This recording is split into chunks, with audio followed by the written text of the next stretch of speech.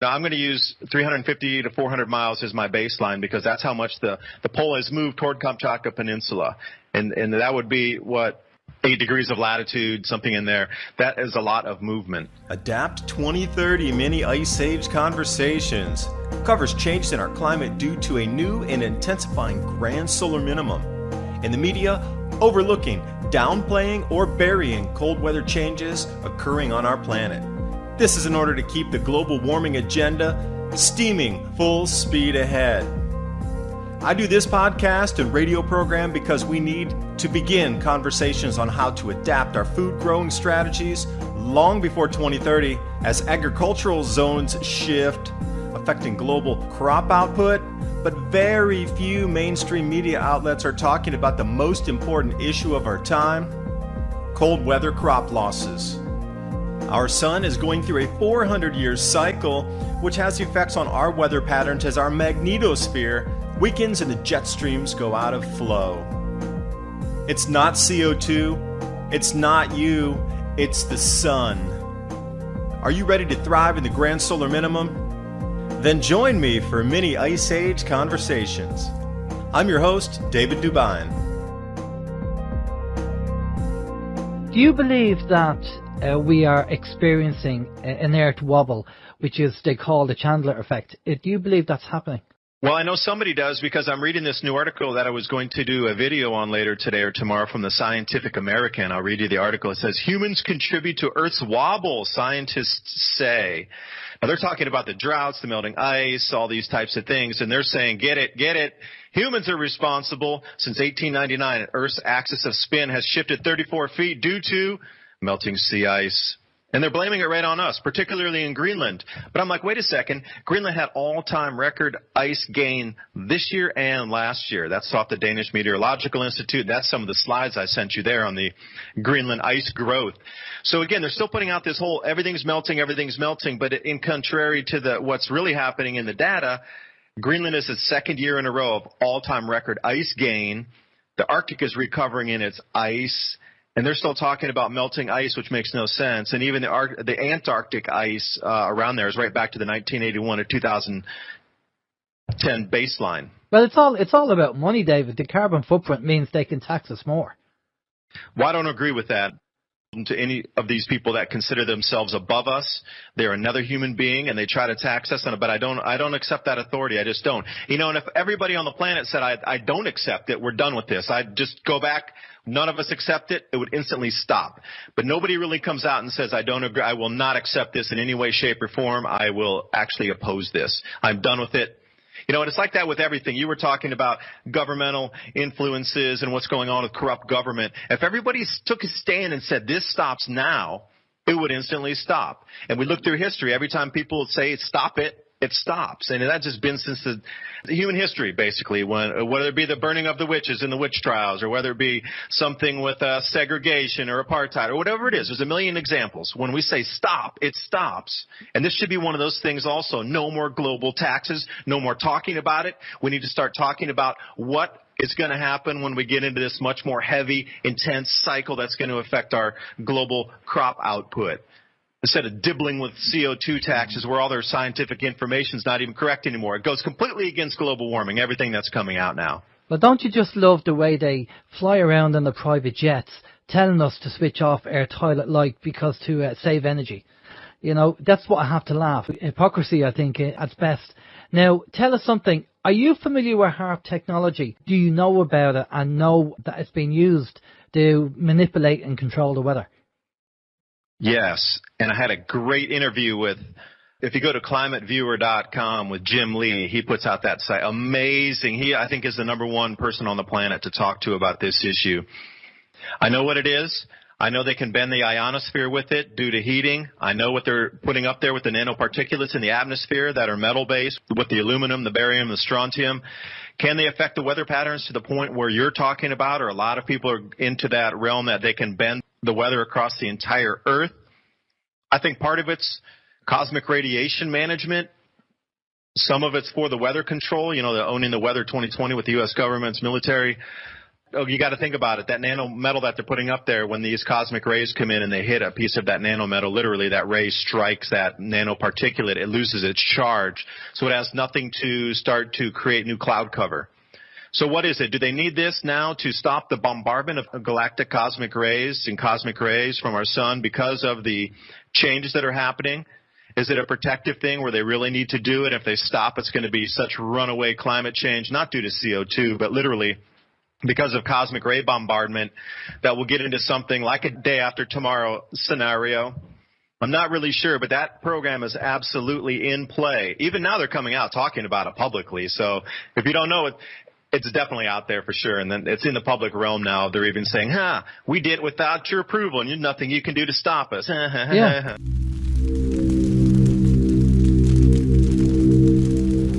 We refer to it as geoengineering. Now, I don't know about you, Steve, but the last few days up to Saturday, the skies were quite clear, and I thought, okay, that's looking promising.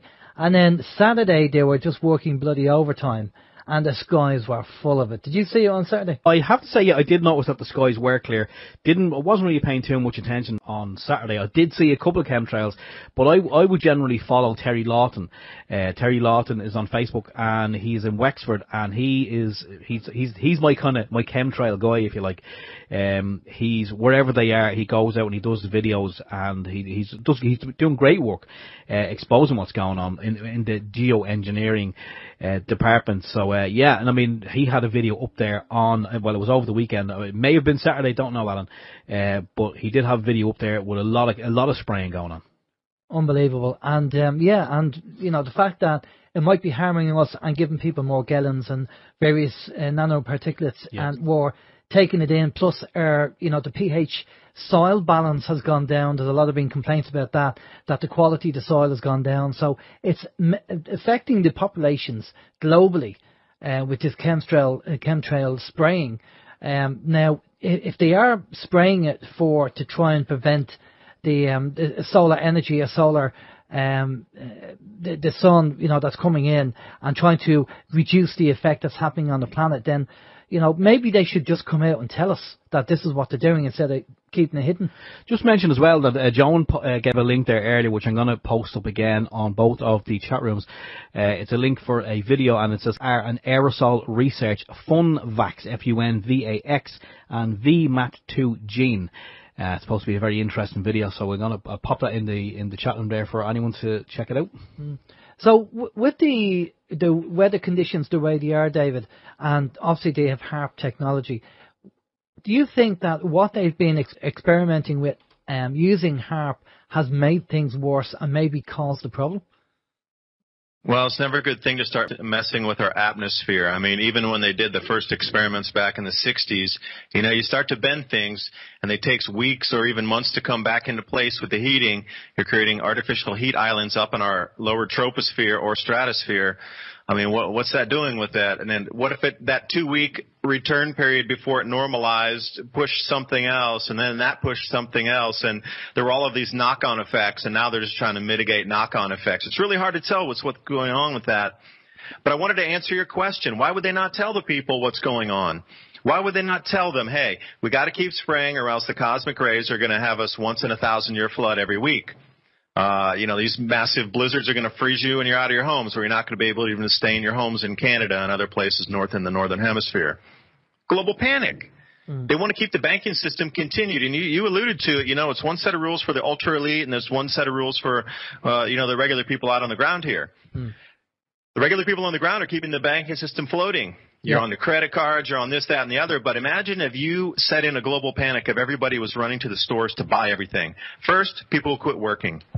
Yep. Secondly, they'd pull all their money out of the banks, and fractional reserving, they would have to pull back on those loans too, and the credit system would collapse in a matter of weeks or less. And it would be a game changer. There'd be fights in the stores for the last shovel. The just-in-time delivery system would solve the breakdown because it revolves on credit. So all the resupply coming in to even something so simple like a Home Depot or whatever it is, these larger stores that sell home and gardening equipment, those stores would run out just because the whole credit system would lock up. I think they're trying to truly prevent global panic, because I know that's how most people would act, is if they heard the end is nigh and you really heard it was coming, and all the authorities were going, all right, well, you really got to get ready for this thing. I mean, who's going to go to work tomorrow? Yeah, I totally agree. You know? Totally agree, and it makes sense. Right, David, we're going to go over. We've loads of questions coming in, so we're going to get cracking and get the questions over to you, Steve. Okay, I'll start off with the last question first and work my way back. Peter says, question, I've heard from several people that the colour of the sun as viewed with our eyes has changed. Now it is more of a white colour. Is this true? Yeah. Yes, it is. It's true. It's from the UV output of the sun imaging. You'll notice that the watts per square meter striking our planet has dropped one. It was like usually 1361, but now it's been confirmed it dropped to 1360. This takes us back into something like the Maunder minimum, getting in there. And yes, the color spectrum has changed. And if you notice John Casey's book, his very first one, Cold Sun, he has a blue sun on the cover of his book. And it just makes you wonder what he knew about the spectrum color changes. Are we going to see a different colored sun? Because it went from the yellow, very soft that we knew as kids, and now it's bright white. And man, it burns your skin. That's going to bite you like a dog out there with rabies that just bite your skin. But it's definitely white, and you notice it. And they're also talking about it becoming more intense with UV damaging plants, damaging DNA, and they just don't know. Is it going to turn another color? And will it be noticeable? And how will that spook people on the planet? Imagine if the sun starts to turn green or blue. Oh my gosh, people are absolutely going to think it's the end of the world, and they won't know it's a cycle. They're just going to think it's the end, and it's not. It's just a cycle. But if the color changes off of that white into a different color, you're going to see everything just literally unravel in front of your eyes. Well, just while we're talking about the sun, we both Alan and I, we have you know welding glass. We have some of that, and so every now and again we'll kind of take a look up at the sun with the welding glass, because obviously you can't stare at it otherwise or it would kill you. But I noticed the sun the other day, and yes, it definitely wasn't orange. Now I have some mornings I do go to work and I do see an orange ball in the sky, but by kind of when it reaches its peak, it is white. And recently I did look up at the sun with the welding glass, and even through the welding glass, it didn't look like a sun. It looked like a white. It did look like a white kind of light in the sky. But we've also heard as well, and David, and I don't know if kind of this is it's kind of going a little off topic, but it may be something that you may be aware of. I'm not sure. But we've had reports as well that there are supposed to be other planets coming in, and they're supposed to be visible beside the sun, and if you look up at certain times and have certain technology that you can see these other planets. And some people speculate that that's why a lot of these spraying operations are also going on, because they don't want the general public seeing these other planets up beside the sun, in case they may think that it's again like another apocalypse or something. Yeah, when you think about, I understand with the telescopes, that's the infrared telescope if you want to see any of these brown dwarf stars. I have been looking to try to either find if it's true or find if it's false. And I looked through a lot of information on that side. And personally, I just haven't seen anything that would say, yes, that's 100% that it's true up there. I really like to look through some of those, people have the cams. It might be a sunset cam from this part of the planet, or a moonset cam from there's cams everywhere you can get on, live streaming cams. And you see a lot of bizarre footage coming through there. But I just can't say yay or nay on the body. If it was here, I think the magnetic effects would be far greater. And if it was really that close in the inner solar system, like you'd be able to see it with your naked eye, regardless if it's brown dwarf and it's invisible further, out where you'd need an IR telescope to see it. But if it was really that close, I think we would see it. And also that last eclipse that came by in the United States, it was total darkness, and there was telescopes all over the place and backyard astronomers, and everybody was looking for that particular celestial body, along with, the great images when you get a full eclipse. But nothing was spotted up there. And that was like, if it's really that close and it's really right in having these huge giant effects, you think it would be visible. At least somebody would have captured it somewhere during that eclipse, but nothing. I was really shocked that I didn't even see anything, and I'm still really on the fence about that one. Right now I'm going to say I don't have enough proof to say that extra body's up there, because I just haven't found it. What about observatories being closed down? We've also heard that some observatories have actually been closed down for some reason. And the Vatican, why is the Vatican, what's their interest in space? Are they looking for God? They're looking for the same thing with their infrared telescope named Lucifer. Now, what is the deal with that? The Vatican names their telescope looking for Planet X or Nibiru or whatever you like to call it. They call it Lucifer Telescope? Are you kidding me? How would you even think? That's impossible. I mean, that's the solar observatory you're talking about, the one they closed down in New Mexico. It's called the Solar Observatory, literally, because they view the sun. There were a few other live feeds that were cut during that time. There were 6 or 7 other live stream observatories on the sun that were cut. But like the SDO stayed up and SOHO stayed up and a whole bunch of other, online resources, although they were all from NASA. So you start to pick and put it and say, well, NASA left all their feeds up, yet all the independent telescopes went down. So where is that? You start to get into this gray area of, the naysayers will say, well, look at all the other stuff. It stayed up. There's tons of information about the sun. There's a plethora of live feeds that still stayed up, and they only took down these 6 or 7 observatories with live feeds from private observatories. So I don't know where it goes with that, but something is definitely, and I'm saying the media distraction too. They don't want to know the full fact or the full, the brunt of what's about to hit us. And I don't know why they want to keep everybody so unprepared. And this is why I do my channel, because I want you to be prepared. We need to start talking about the solutions so we can have prosperous lives as we move through, because I sure don't want to be living on a bowl of gruel, freezing my butt off in a frozen house that I have to burn 2 toothpicks worth of wood per day to stay warm, and that's my ration. I don't exist in that world, and I don't want you to exist in that world either. I want you to know what's happening, understand the changes, figure out the solutions, and then offer value so people make sure you're well taken care of during this time. And I'm not talking about money. I'm talking about safety, food, shelter, heat, warmth, medicine, and all these other things that might not be available as a just-in-time delivery system crashes with these economic woes in front of us. Yeah, we have to be prepared. Just before you go to the next question there, we normally have heard about NASA being never a straight answer, but the other one I heard during the week was not a space agency, which is quite interesting. Yeah. But, even the likes of that about NASA, their feeds are up, but other feeds are cut. It always reminds me of that film. You remember the film? I think was it Keanu Reeves and Sandra Bullock? I think it was Keanu Reeves, I'm not sure about. There's a bomb on the bus, and your man does some wizardry with the camera on the bus. So the live feed, it looks like it's a live feed, but it's not really a live feed. Do we know the film? No? No. Okay. Does anyone know the film I'm talking about? Keanu Reeves. It was called Speed, I think the name of it was. Oh, the one where he has to keep it at a certain speed or that's or right, else it'll blow up. Yes. Okay, sorry, yeah. Okay. So I'm not going mad. No. Oh. NASA calling. Sorry. NASA calling. Sorry, there's no pizzas tonight. We're closed. Okay, yeah, sorry, the pizza oven is off. Anyway, okay, we'll continue on with the questions. Joan said a few moments ago she heard in World War II that they were going to use weather control technology to create tsunamis to use against people, but decided bombs were more efficient. She's wondering, is that true, David? Have you heard anything about that? Yes, and I've read some scary reports about them putting nukes, and they've mapped out all of the canyons across the ocean's bottom because they figured out where they would detonate the device, which size of wave it would cause. And they've already mapped it out, and they've already done a bunch of model runs on where it would be and how much destruction it would cause. And yes, that is a true fact. And that was done late 1980s, at least in the preliminary, and then they did the updates on the reports, and you can get some of the newest stuff. I don't like what they've actually been talking about is using that as a weapon to destroy, because you know how bad the water it hits everything. There's no enemy that it doesn't strike. That tidal wave doesn't know friend or foe. It just goes.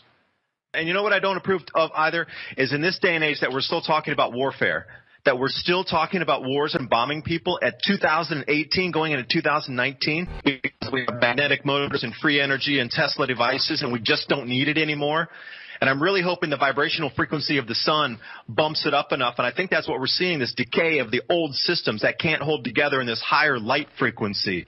Because what has held us down for these last 400, 500, 600 years is this darkest, heavy iron energy. And I really, all these systems you're talking about when you alluded to talking about the banks in the beginning, the central banks, they are going to be historical relics, I do believe, in the very near future because this light frequency that's changing along with our sun, the literal frequency of us and our ethereal beings is changing. Our frequency is changing. And I hope it sweeps through the planet enough where all of these archaic rulership top-down systems decay along with it and they can no longer hang on in the light that we're coming into.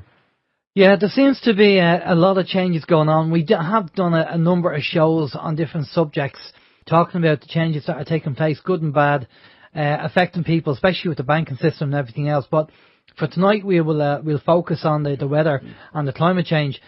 Steve, you got more questions there for David? We do. Ray gave us some information earlier. He said the temperature dropped. This is quite interesting. He said the temperature dropped to 252 below zero, and that froze the mammoths. He said he's seen a study. Bird's eye technicians were asked if they could reproduce that temperature with their refrigeration expertise, and they said it was impossible because there was no equipment on Earth that could freeze that low, and the time taken to freeze a mammoth, it would have having to have been done in about 2 to 3 seconds. Wow, that's quite interesting, isn't it? Yeah, I'm sorry. I said 180 below zero, and it was 250. You know, I remember that Bird's Eye. I had seen that article a while back as well, and he's correct. So that means it would have happened that quick. Is that yes. Is that even possible for it to freeze that quick? If it's pulled from space. Now, those temperatures you're talking about that we're talking about, you know, you got to put on the gloves and hat because it's cold outside. Those are from our terrestrial system within our own encapsulated Earth's atmosphere. What was done with those mammoths is there was a break somewhere in our Earth's atmosphere where that cold air from space literally poured down and touched our planet. You know, it was a vortex from space that pulled space temperatures. Cold plasma event or something like this. Now, how terrifying would that be if it starts to happen across the planet in just random places at any time, even in deserts? You're going to have a very difficult time keeping the global populace under control at that point. I think they're doing all the divide and conquer in the media to keep us distracted so we don't look at the food price rises and we don't look at these weather anomalies. Yeah, that's, I mean, geez, that is absolutely frightening stuff. What about, I mean, they do have the other technology which is on the cards, and it's going to be making an appearance if it hasn't done so already, David. And I don't know how well you are up on 5G, because from what we've been hearing recently on 5G, if you want to control the planet, 5G seems to be the way to go. There's already a lot of information out there saying that it can be used as an energy weapon, and you could basically ramp up the power in any given area or state or country and fry everyone to a crisp in a couple of seconds. Have you heard about that one?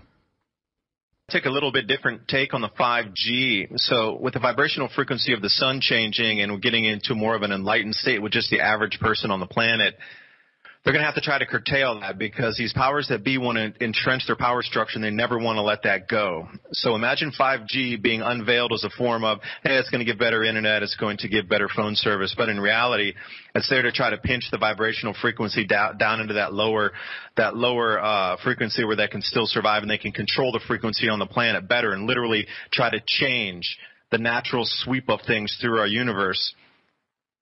Then we start getting into some very strange things with AI and all this kind of what if it's a control device to take your frequency back so you still stay stuck in things that you would naturally vibrate out of? I think that's where the 5G is taking us. They're really trying to mitigate this free will release of the human spirit on the planet during these changes in our sun. Yeah, and there are energy changes taking place, which we've talked about.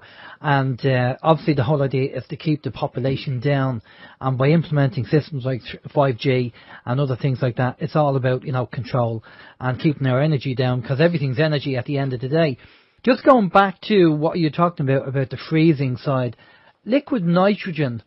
How cold is that? I mean, you mentioned 252. Now, that's 252 below. I don't know if that's Fahrenheit or centigrade. Oh, I don't know what the temperature of liquid nitrogen is. That'd be I'd say it's very cold. Yeah. Because if they're saying that they can't produce 252, but they can produce liquid nitrogen, but that freezes things quite quickly as well. You know, that was just thinking that. Anyway, so you have more questions there. We'll get on to our team of scientists here at the OIM laboratory. 195 degrees Celsius below zero. I just Googled it while you're on there. 77 Kelvin or minus 320 Fahrenheit. So that's where we're getting at. It's actually the boiling point is 195. So it has to be a little cooler than that to keep it below the boiling point because then it'll start to evaporate. But sure, we're kind of around 200 C below zero. So if you got hit by liquid nitrogen at 195, then you'd freeze quite, literally in your tracks. Yeah. Okay. Go ahead, Steve. Okay, but question from Seamus, and Seamus says, can you ask David to expand on indoor growing and LED lights, which are best sources in Europe? For example, he says, in relation to temperatures dropping in northern climes and impending danger to glass greenhouses from large size hailstones. Can you mention? I don't know if that's not part of the question. We'll get to that later. Yeah, but anyway, LED lights in indoor growing, David? I believe that'll be part of the solution. And again, when we know what the problem is, we're done kind of talking about the problem. We know what it was or is coming in. It's going to hit us full force. I don't know why the governments are keeping us unprepared, but they are. So you're kind of off on your own for the solutions, and understand that there's going to be no, cavalry blazing with the horses riding in to save you during this time. You are absolutely going to be on your own. In my personal opinion, there's going to be breakdowns of services left, right, and center. Now, if you're able to, like you guys have some solar panels out there, you can still drive an LED system inside your house to grow vegetables or microgreens or sprouts in winter conditions inside your home, because it'll still be warm enough to do that, but they'll need a light source. Now, LED lights are the best way to go. And I know Brad over at Hidden Harvest, who's developed an all-in-one LED. It's like a 1 square foot by 1 square foot, and it encompasses all the nanometers to grow any type of vegetable that you need. It's an all-in-one light. It's a bit of yellow and white bulbs on there with the LED that help create this. But you're going to have to start learning how to grow some things indoor and out. Regardless of where you live on this planet, we're going to have to take more of a pioneering approach, or an approach that our grandparents had, where all of us are going to have to learn how to grow something during the summers to supplement our foods during the winters. Now, if you can't do that, you're going to have to think of another solution to that in itself, which would be growing indoors. I mean, how many people have an extra closet, or they could clean out a closet and have something that small? It would still provide you enough vegetables to have fresh vegetables all week long, provided you can get the seed. Now, this is the whole crux there. Again, is there going to be a steady seed supply to be able to do this, to grow microgreens and sprouts? Or how are seeds might be a very valuable commodity to be trading in the future, because if the seed supply breaks down, you're going to have to grow that up until it flowers and then comes to seeds again itself, and then save those seeds. So, learning how to grow indoor, you should start tinkering with it, playing with it, even if it's 1 or 2 indoor grow trays under a table somewhere, just to start practicing. Because it's all about the humidity and the airflow and how close you need those lights and how often you need to move them up as the plants are growing. The best time to harvest so you're not wasting much. There's a whole, I think indoor vertical farming is going to be the good thing. And also with all these defunct malls, shopping malls around the planet that seem to be, especially in the United States, there's a lot of stuff out of business over here. Those and turn them into large grow centers, employment, and you could have a more centralized facility which would produce better results than everybody doing it by themselves. I think people are playing around with quadroponics, is it? Hydroponics. Yeah. And aeroponics, both. Yeah.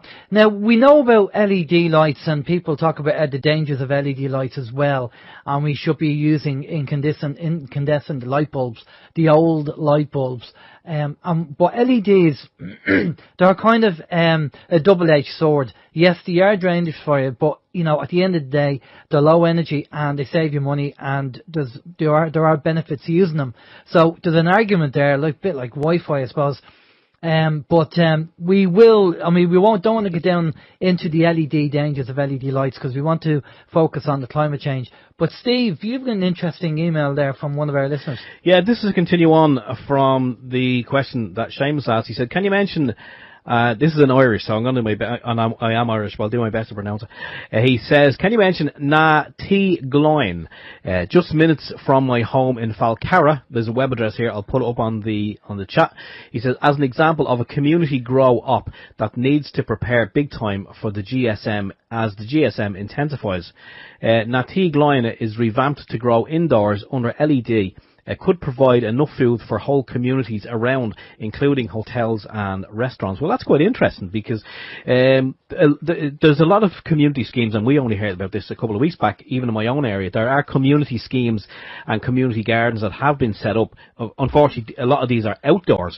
But I mean, if that's something that we could do, I mean, when we don't know what's falling on top of us from the sky. We don't know what's being sprayed. We have ideas, but there's no one saying, okay, here we go. That's exactly what you're getting hit with. So we don't know. So outdoor gardens, yes, you can grow, but you could be doing damage to yourself. LED lights, I hadn't heard of this before. Could it be a way forward? Could it be something that we could use and everyone could use? If it is, I mean, then I think it's a step in the right direction. But I mean, do the benefits outweigh the risks? The risks, I mean, if nothing is growing around, and as you say, David, if you can find the seeds and you can provide food for your family and nourishment, there's a lot to be said for that, I suppose. Yeah, and you have to take that into consideration. I mean, are you going to starve, or are you going to use an LED light?